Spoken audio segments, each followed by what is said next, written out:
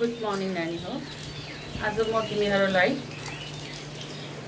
Major industrial region of the world हिजो हामीले secondary एक्टिभिटिजमा सिद्धान्त पढ्यौँ एउटा हैन। अब त्यसपछि हामी पढ्नेछौँ major and minor industrial region of the world. Major industrial region of the world भनेको चाहिँ के हो त भन्दाखेरि ठुला ठुला कारखानाहरू विश्वमा जहाँ इस्टाब्लिस छन् हैन, त्यसलाई के भनिन्छ मेजर इन्डस्ट्रियल रिजन अथवा औद्योगिक प्रमुख औद्योगिक अञ्चल। त्यसपछि जहाँ जुन देशमा ससाना कारखानाहरू छन् ती ससाना कारखानाहरू भएको जग्गालाई चाहिँ के भनिन्छ माइनर इन्डस्ट्रियल रिजन अथवा लघु औद्योगिक अञ्चल भनिन्छ।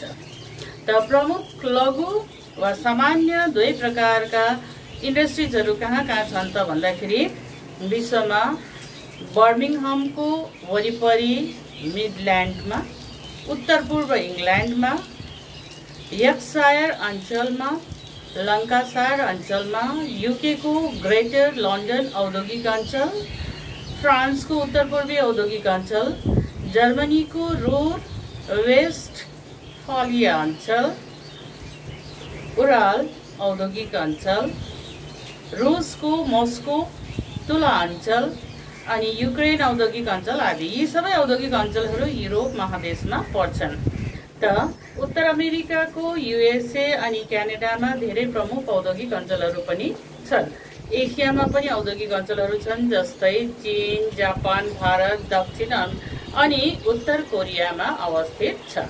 त संयुक्त राष्ट्र अमेरिकाको औद्योगिक अञ्चलहरूमा पिट्सबर्ग एरी झिलको वरिपरि भएको पिट्सबर्गको अञ्चल छ, जहाँ के को उद्योग लगाइएको छ भन्दा मेकानिकल इन्जिनियरिङ, ग्लास, माटोको बर्तन र रासायनिक तत्त्वहरूको।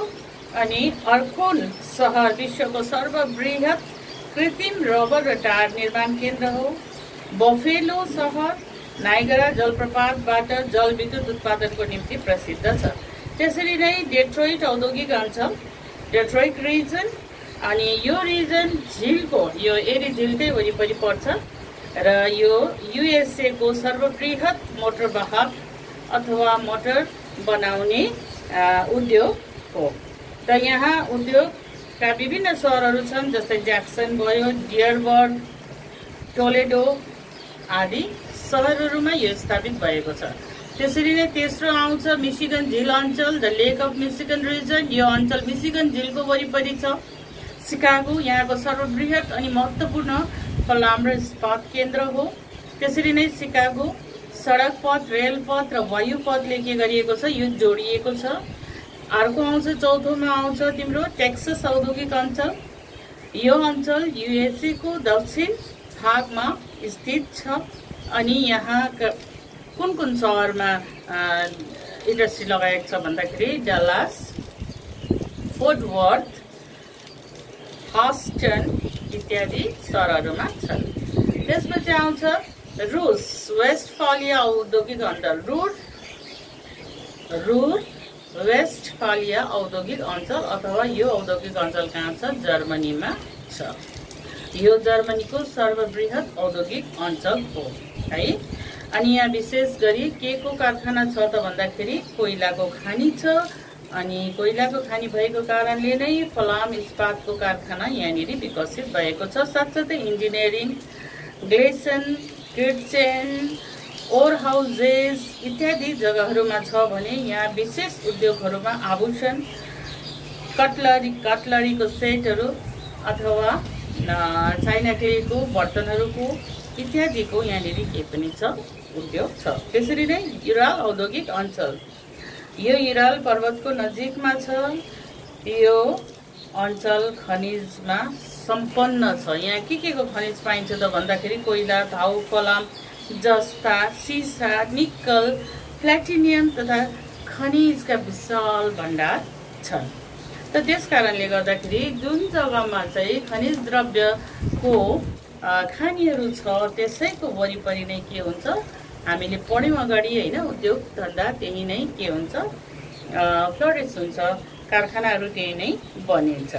त्यसरी नै मेग्रिटो, गोस्ट, सर्डोलोभस, निजनी, तागिल, सेरोफ, पर्म इत्यादि यो जर्मनीको के हो उद्योग अञ्चलहरूको क्षेत्र हो। त्यसपछि आउँछ युक्रेन औद्योगिक अञ्चल।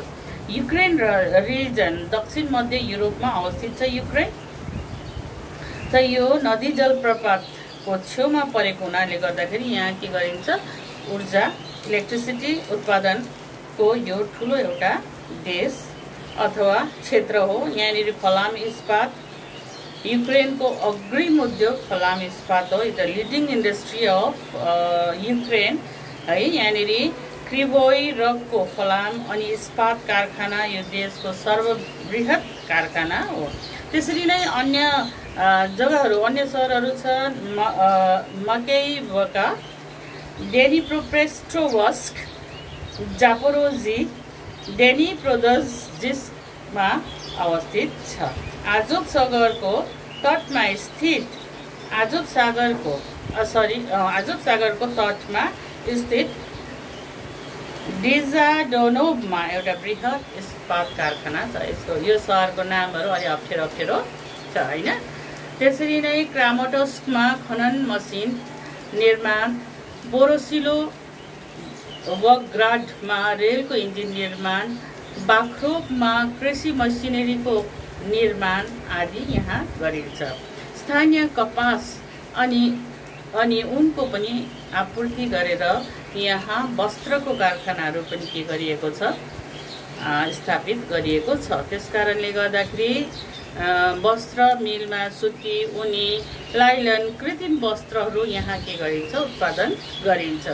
त्यसरी नै एल्युमिनियम, रासायनिक सार, वैद्युतिक, हल्का इन्जिनियरिङ, इलेक्ट्रोनिक मसिनहरू, कृषि आधारित उद्योगहरू यहाँ के गरिन्छ, बनाइन्छ। त यहाँसम्म भयो है। त्यसपछि आउँछ जापानको औद्योगिक अञ्चल। जापानलाई त विश्वमा के भनिन्छ, सबैभन्दा उद्यमी मानिसहरू अनि सबैभन्दा विकसित देश जापान हो, किनभने उनीहरूको उद्योग धन्दा विश्वभरि नै फैलिएको छ। जापान विश्वमा सबैभन्दा महत्त्वपूर्ण औद्योगिक देशहरूमध्ये एउटा हो र यसले आज पनि उद्योगको क्षेत्रमा विश्व बजारमा यसले नेतृत्व गर्छ। फलाम इस्पात, मसिन, जहाज निर्माण, मोटर, वस्त्र, रासायनिक हैन, रासायनिक कुरोहरू आदि उत्पादन गर्छ। जापानको औद्योगिक अञ्चल टोकियो नजिक उत्तरी क्वान्टो समभूमिदेखि नागोया अनि कोबे र मध्य पूर्वी होन्सुसम्म फैलिएको छ। त्यसरी नै अरू उद्योगहरू छ तिम्रो टोकियो योकोहामा औद्योगिक अञ्चल, कोबे ओसाका औद्योगिक अञ्चल, नागोया औद्योगिक अञ्चल अनि यावाटा नागासाकी औद्योगिक अञ्चल। त एउटा कुरा भनौँ, चारवटा सानो सानो आइल्यान्ड मिलेर के बनिएको छ, जापान बनिएको छ। तर यी साना साना आइल्यान्डहरू नै उद्योग धन्दा यति धेरै विकसित भएको छ कि विश्वलाई नै यसले के गरेको छ, विश्वलाई नै यसले पछाडि राखेको छ। यसको जुन चाहिँ कार्य छ औद्योगिक अञ्चलमा यसले नाम कमाएको छ, विश्वमा नै हो। अनि टोकियो योकोहामा इन्डस्ट्रियल अञ्चलमा क्वान्टो समभूमिमा यो स्थित छ। यहाँनिर खाद्य पदार्थ, मिठाई, रासायनिक, कागज, वस्त्र आदिको के गरिन्छ, उद्योग धन्दा लगाइएको छ। त्यसरी नै अर्को छ हान्सिन औद्योगिक अञ्चल। जापानको दोस्रो बृहत औद्योगिक अञ्चलको कोबे ओसाका औद्योगिक अञ्चल पनि यसैमा पर्छ, होन्सु द्वीपमा पर्छ यो हैन। अनि त्यसपछि आउँछ ओसाकाको अञ्चलको सर्वबृहत औद्योगिक केन्द्र। यहाँ विशेष गरी वस्त्र को के छ, कारखाना छ। त्यसै कारण यसलाई के पनि भनिन्छ, जापानको म्यान्चेस्टर पनि भनिन्छ यसलाई। त्यसै गरी आइजे खाडी औद्योगिक अञ्चल छ, यसमा नागोया औद्योगिक अञ्चल आदि छन्। यहाँ वस्त्र, मसिन, माटोको बर्तन, विमान वाहन आदि बनाइन्छ। अनि इन्जिनियरिङको निम्ति पनि यो के छ, प्रमुख छ। त्यसरी नै अर्को छ उत्तरी क्युसू औद्योगिक अञ्चल, जसमा फलाम इस्पात र कारखानाहरू, जहाज निर्माण, इलेक्ट्रोनिक आदि के गरिन्छ, निर्माण गरिन्छ। त्यसपछि आउँछ चीन। चीनको औद्योगिक अञ्चलमा मन्चुरिया औद्योगिक अञ्चल, त्यान्जिन बेजिङ अञ्चल र सासी आबोटी अञ्चल, निम्न चाङ जियान अथवा याङ्जी सिकियाङ अञ्चल, वाहान अञ्चल यी प्रमुख छन्। त जसरी जापान एउटा प्रमुख औद्योगिक देश हो, त्यसरी नै आजको दिनमा वर्तमानमा चाइना पनि एउटा प्रमुख औद्योगिक के हो, प्रदेश हो। यसले सबै कुरा के बनाएको छैन, उनीहरूको दिमागमा के छैन र होइन। आज हामी दीपावलीमा हाम्रो दियो बाल्न छोडेर त्यही चाइनाकै सामानहरू हामी के गर्छौँ, प्रयोग गर्छौँ। उनीहरूले सस्तोमा धेरै कुरोहरू, एउटा यो मैले उदाहरण मात्रै दिएको, तर रासायनिकदेखि लिएर पेट्रोलियमदेखि लिएर औषधिदेखि लिएर सबै कुरो उनीहरू आफै बनाउने गर्छन्। त्यसकारणले गर्दाखेरि आज यहाँको उल्लेखनीय उद्योगहरूमा ऊनी वस्त्र, रेशम, वनस्पति नुन, इलेक्ट्रोनिक्स, फलाम इस्पात, फर्निचर आदि यसले के गर्छ, अन्य देशलाई निर्यात गर्छ, हैन त। र त्यसरी नै अब आउँछ भारतको प्रस्तावित उद्योगहरूमा, प्रपोज इन्डस्ट्रिजहरूमा भारतमा चाहिँ कहाँनिर छ त इन्डस्ट्रीहरू भन्दाखेरि, भारतमा पनि जहाँनिर खनिज द्रव्य छ त्यहीँनिर नै इन्डस्ट्रीहरू लगाइएको छ। जस्तो 3वटा प्लेटो छ भारतवर्षमा, त्यसमा 2वटा प्लेटो छोटानागपुर प्लेटो र डेक्कन प्लेटो। यो प्लेटोहरूमा खनिज द्रव्य धेर छ। जस्तो छोटानागपुर प्लेटोमा कुन राज्य पर्छ, पश्चिम बङ्गालको दक्षिणी भाग, त्यसरी नै उडिसाको भाग, छत्तिसगढको भाग गरेर एउटा प्लेटोको निर्माण भएको छ। अनि त्यो खनिज द्रव्यको निम्ति एकदमै इम्पोर्टेन्ट छ। अनि त्यहाँ मध्यमा पश्चिम बङ्गालमा पर्ने एउटा डिस्ट्रिक्ट छ दुर्गापुर, एउटा स्थान छ दुर्गापुर, जो चाहिँ खनिज द्रव्यको निम्ति के छ, प्रसिद्ध छ। त्यहाँ कोइला खानी वरिपरि छ, फलाम इस्पातको कारखानाहरू छ र त्यहाँ मेजर इन्डस्ट्री जुटको इन्डस्ट्री लगाइएको छ। अनि त्यसकै छेउमा अर्को पोर्ट छ जुन चाहिँ हल्दिया औद्योगिक अञ्चल, त्यसलाई पनि सरकारले के गरेको छ, धेरै इम्पोर्टेन्स दिएर त्यसलाई पनि के गरेको छ, हुगलीको छेउमा हल्दियालाई पनि। एक्चुअली हुगलीको पोर्टमा धेरै स्ट्रेस भएको हुनाले गर्दा, धेरै जहाजहरू आउने हुनाले गर्दाखेरि, अनि त्यहाँ गङ्गा नदी तेस्रो अवस्थामा भएकोले गर्दा त्यहाँ सिल्टेसन ज्यादा हुँदाखेरि जहाजहरू जान नसक्ने हुँदा त्यसैको रिप्लेसमेन्टमा अथवा त्यसलाई सघाउ पुर्याउनको निम्ति त्यसैको छेउमा हल्दियालाई पनि के गरेको छ, विकसित गरेको छ।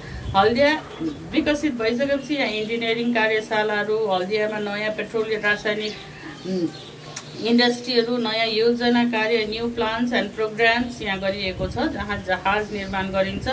धेरै अरू ससाना कारखानाहरू पनि त्यहाँनिर के गरिएको छ, निर्माण गरिएको छ। त्यसकारण पश्चिम बङ्गालको यो दक्षिणी भाग के को निम्ति प्रसिद्ध छ, फलाम इस्पात, कोइला आदिको निम्ति के छ, इम्पोर्टेन्ट छ। अनि कलकत्ता बन्दरगाह एउटा ठुलो बन्दरगाह हो, जहाँबाट के गरिन्छ, बाहिर देशमा धेरै इन्डस्ट्रियल गुड्सहरू के गरिन्छ, पठाइन्छ। जस्तो बनपुर र कुर्तीमा फलाम अनि इस्पात पाइन्छ। त्यहाँ चितरञ्जनमा रेल इन्जिन उद्योग छ, अनुपनगरमा एल्युमिनियम कारखाना छ, रूपनारायण नगरमा तार कारखाना छ। त्यसरी नै आसनसोलको साइकल कारखाना प्रमुख छ, रानीगञ्जको कागज, वस्त्र आदि कारखानाहरू छन्। यो दुर्गापुर अञ्चल है, यसलाई के भनिन्छ, भारतको भविष्यको road, the future road of India भनिन्छ दुर्गापुरलाई। र यहाँ धेरै के भइसकेको छ, इन्डस्ट्रीको विकास भइसकेको छ। सबैभन्दा उल्लेखनीय उद्योगहरूमा फलाम इस्पात भयो, कोइला भयो, खनन, सिमेन्ट भयो, रासायनिक होइन इत्यादि छन्। त त्यसरी नै तल डेक्कन प्लेटोमा पनि के छ, उद्योग धन्दा। डेक्कन प्लेटोको वरिपरि दक्षिण भारतमा होइन, मुम्बईदेखि लिएर मुम्बई, पुणे, महाराष्ट्र, गुजरात आदि आदिमा पनि कटन टेक्सटाइल इन्डस्ट्रीहरू ज्यादा के भएको छ, विकसित भएको छ। किन भन्दाखेरि त्यहाँ कालो माटो अञ्चलमा के को खेती गरिन्छ, कपासको खेती गरिन्छ। त्यसरी नै जसरी ग्यान्जेस प्लेनमा खाद्यान्न ज्यादा उत्पादन हुन्छ भनेपछि त्यहाँ के गरिएको छ, त्यहाँ खाद्यान्नको अथवा एग्रिकल्चरल बेस्ड इन्डस्ट्रीहरू त्यहाँ ज्यादा के भएको छ, विकसित भएको छ। त्यसरी नै पश्चिम बङ्गाल र बङ्गलादेशमा जुन चाहिँ गङ्गा नदी दुईटा भागमा बाइफर्केट भएर जान्छ, त्यो क्षेत्रहरूमा के को छ, के अरे खेती ज्यादा हुन्छ जुटको, त्यसकारणले त्यहाँ जुटको उद्योगहरू लगाइएको छ। र यसरी भारतवर्षको विभिन्न ठाउँहरूमा यो पेनिन्सुलर इन्डियामा इस्ट कोस्ट र वेस्ट कोस्टमा पनि धेरै उद्योगहरू के गरिएको छ, लगाइएको छ। So these are the industrial belt of the world. यो पाठको तेस्रो भाग, चौथो भागमा हामी फेरि अझै इन्डस्ट्रीहरूको बारेमा पढ्नेछौँ।